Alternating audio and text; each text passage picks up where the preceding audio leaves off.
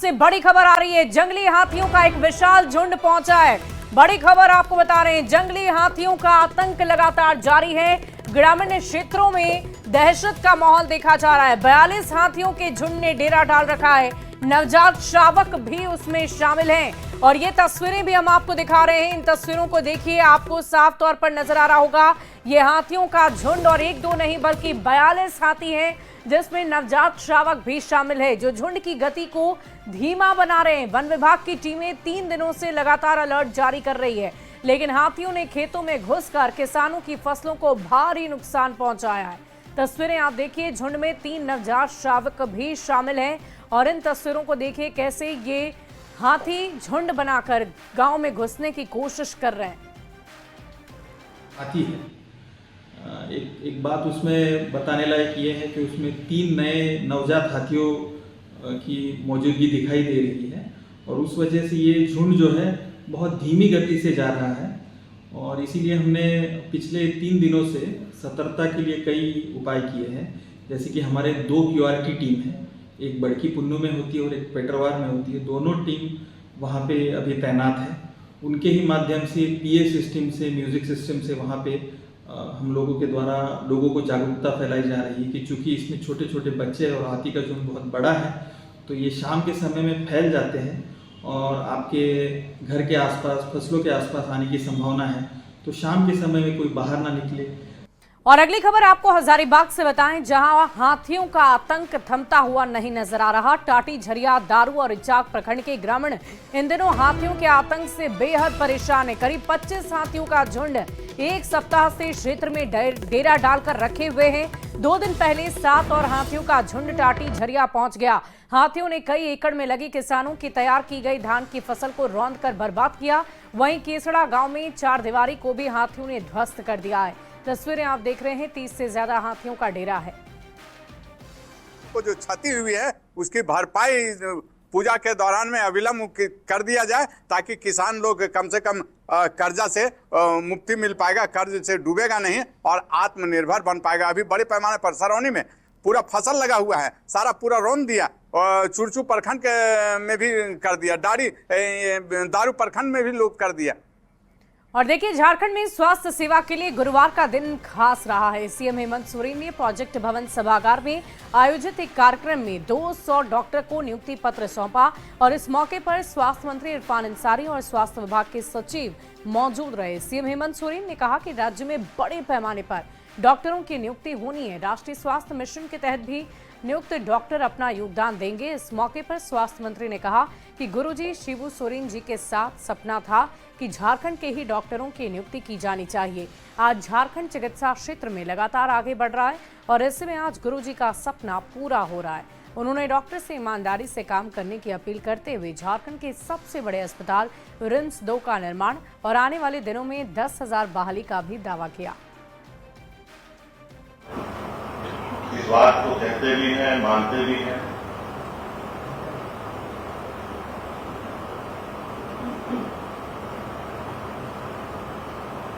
इस समाज में, इस व्यवस्था में एक भगवान का स्थान है, जो मंदिर, मस्जिद, गुरुद्वारा में रहते हैं, चर्चों में रहते हैं। और हम मनुष्य डॉक्टरों को भगवान भी मानते हैं। मैं विश्वास दिलाता हूं, मैं भरोसा दिलाता हूं, मैं एश्योर करता हूं, आपको सही सम्मान हम दिलाएंगे। निश्चित तौर पर देखिए, हम सफल हुए, डॉक्टर्स आ रहे हैं यहाँ। और आज वैसे डॉक्टर देखिए, आज प्रोवाइड जेपीएससी की दूसरी बहाली हुआ है, हम निविदा के रूप में भी हम लोग बहाली कर रहे हैं। और सबसे बड़ी बात है कि फाइनेंशियल बीट के तहत हम आप लोगों की बहाली करने जा रहे हैं और आपको मनचाहा जो है मानदेय का भुगतान हो रहा है। साथ ही साथ जो आपको अभय स्वास्थ्य योजना और आयुष्मान स्वास्थ्य योजना से आपको इंसेंटिव की राशि प्राप्त होगी। और मैं बताना चाहता हूं कि ये पूरा मिला करके जो आपको राशि मिलेगा, आप पूरे देश में किसी भी राज्य में ढूंढ लीजिए, इससे झारखंड से ज्यादा पैसा आपको कहीं नहीं मिलेगा। सीएम हेमंत सोरेन की ओर से डॉक्टर्स को नियुक्ति पत्र सौंपने पर पूर्व मुख्यमंत्री रघुवर दास ने निशाना साधा है। उन्होंने कहा कि कभी 10, कभी 50 तो कभी 100 लोगों को नियुक्ति पत्र बांटने से कुछ भी नहीं होगा। रघुवर दास ने कहा कि उन्होंने अपने मुख्यमंत्री काल में 1 लाख लोगों को सरकारी नौकरी दी थी और इतना ही नहीं, उन्होंने आरोप लगाया कि झारखंड हाईकोर्ट की फटकार के बावजूद भी राज्य में पेशा कानून और निकाय चुनाव नहीं कराए जा रहे। सरकार बताए कि हम 6 साल में 20,000 को दिए, कभी 100 को दे रहा, कभी 200 दे को, और मीडिया में सिर्फ बयानबाजी कर रहा। तो झारखंड के बेरोजगार इस सरकार से परेशान हैं और आप देख रहे हैं कि बीच बीच में आंदोलन भी। ये सरकार को माफिया चला रहा है। मैं बार बार इस बात को कहता हूँ, चाहे वो परीक्षा नकेल माफिया हो, चाहे पत्थर माफिया हो, कोयला माफिया हो, इस सरकार को सिर्फ अवैध धन चाहिए, सिर्फ पैसा। अब बोलिए, बार बार माननीय उच्च न्यायालय झारखंड 13 महीना से लताड़ रहा। आदिवासी मुख्यमंत्री रहते हुए पेशा कानून आज तक आदिवासियों को नहीं दिया इसने। और अगली खबर आपको जामताड़ा से बताएं, जहां साइबर थाना पुलिस को बड़ी सफलता मिली है। साइबर अपराध की घटना को अंजाम देते हुए 2 अपराधी को करमाटांड़ थाना क्षेत्र के जियाजोरी स्थित राजा बांध तालाब से गिरफ्तार किया गया। गिरफ्तार आरोपियों को व्हाट्सएप नंबर पर इलेक्ट्रिसिटी बिल का एपीके फाइल और आरटीओ ई चालान का एपीके फाइल इंस्टॉल का मैसेज भेजकर लोगों से ठगी का काम करते थे। आयोजन किया गया। रेड में शामू पोखर करमाटांड़ थाना क्षेत्र से एक व्यक्ति रितेश कुमार मंडल और मटाटांड़ सुकलटांड़ से करमाटांड़ का रहने वाला पवन मंडल, 2 व्यक्तियों की गिरफ्तारी हुई है। गिरफ्तारी के उपरांत विधिवत इनकी सर्च की गई है। सर्च में हम लोगों को 9,91,000 रुपया की बरामदगी की गई है। साथ ही 5 ATM, 5 SIM card, 6 ATM card, 5 SIM card, 5 mobile, chequebook, Aadhaar card और 2 लैपटॉप, इतने की बरामदगी हम लोग के द्वारा की गई है। और देखिए, इस वक्त की बड़ी खबर आ रही है। चाईबासा में भाकपा माओवादी के 10 नक्सलियों ने सरेंडर किया है। सरेंडर करने वालों में 4 महिला नक्सली भी शामिल हैं। नक्सलियों ने डीजीपी अनुराग गुप्ता के सामने सरेंडर किया है। डीजीपी के साथ पुलिस और सीआरपीएफ के कई वरीय अधिकारी मौके पर मौजूद रहे। बड़ी खबर आपको बता रहे हैं, इस वक्त की चाईबासा में भाकपा माओवादी के 10 नक्सलियों ने सरेंडर किया है। तस्वीरें आप देख पा रहे होंगे, 4 महिला नक्सलियों ने भी सरेंडर किया और देखिए कैसे उन्हें सम्मानित भी किया जा रहा है। चाईबासा में 10 नक्सलियों ने सरेंडर कर दिया है।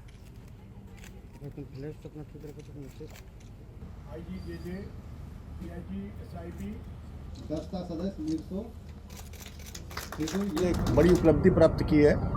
10 भूले भटके नौजवान और बच्चियां, आपने खुद देखा होगा, उसमें 3 बच्चियां कितनी छोटी उम्र की थी, मुझे लगता है कि 15-18 वर्ष की बच्चियां हैं। तो इन लोगों ने अपने आप को पुलिस के सामने आत्मसमर्पण किया है और मुख्य धारा में जुड़ने का वायदा किया है।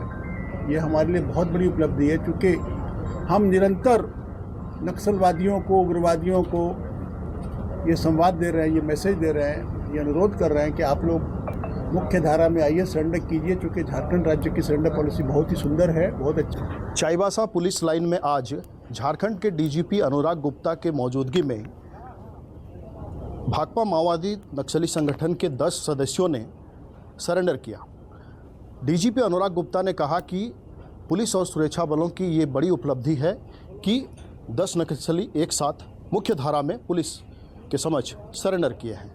उन्होंने यह भी कहा कि चाईबासा जिला में सारंडा और कोल्हान क्षेत्र में पुलिस और सुरक्षा बलों की जो ऑपरेशन काफ़ी तेज़ी से चल रही है और इस जिले को दिसंबर महीने तक, इसी वर्ष दिसंबर महीने तक नक्सल मुक्त रखने का टारगेट रखा गया है। इसके साथ ही उन्होंने नक्सलियों से और मुख्य धारा से भटके हुए लोगों से ये भी अपील किया कि जिस तरह आज 10 लोग मुख्य धारा से जुड़े हैं, सरेंडर किए हैं, उसी तरह बाकी लोग भी पुलिस के सामने सरेंडर करें और मुख्य धारा में जुड़ें, अन्यथा उनका भी वही हश्र होगा जो कि हाल के दिनों में यहाँ पर चाईबासा जिला में और कल गुमला जिला में भी हुआ है।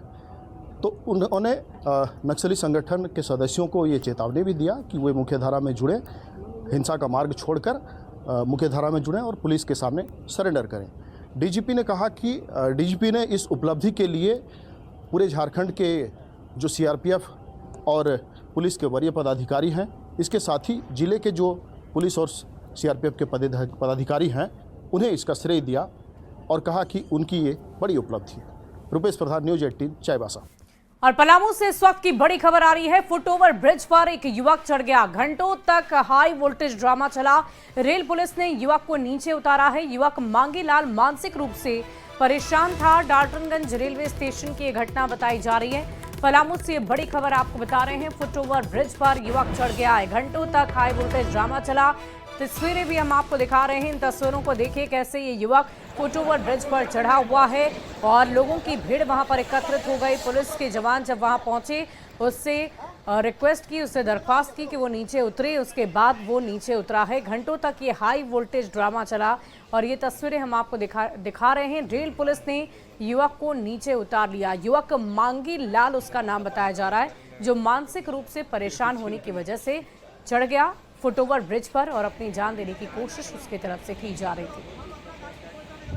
लद्दाख हिंसा को लेकर झारखंड का सियासी तापमान हाई हो गया है। बीजेपी प्रदेश अध्यक्ष बाबूलाल मरांडी ने हिंसा के लिए कांग्रेस को जिम्मेदार ठहराया।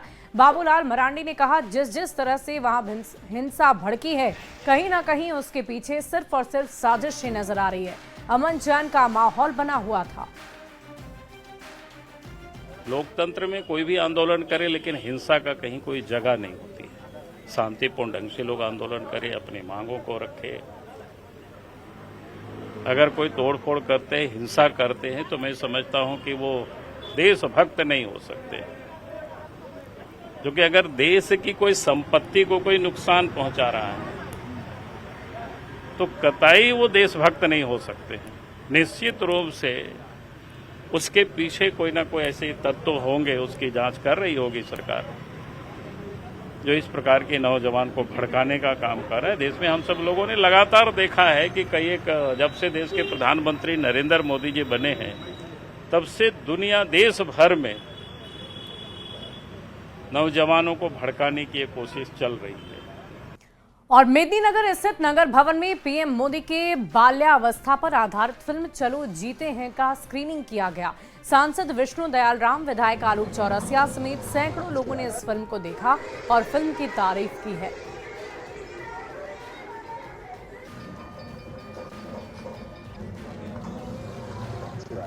एक डॉक्यूमेंट्री है और देश के यशस्वी प्रधानमंत्री आदरणीय नरेंद्र मोदी जी के जीवन पर आधारित है।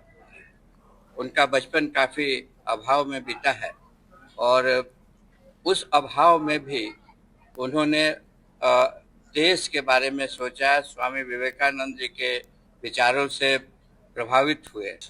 आदरणीय प्रधानमंत्री जी के विचारों पर, उनकी बचपन पर जो आज एक हम लोगों ने एक पिक्चर देखने का काम किया है, कहीं ना कहीं हर एक व्यक्ति को जीवन में वो मोड़ आता है जो हमारे इस आज देखने से हम लोगों को मिला।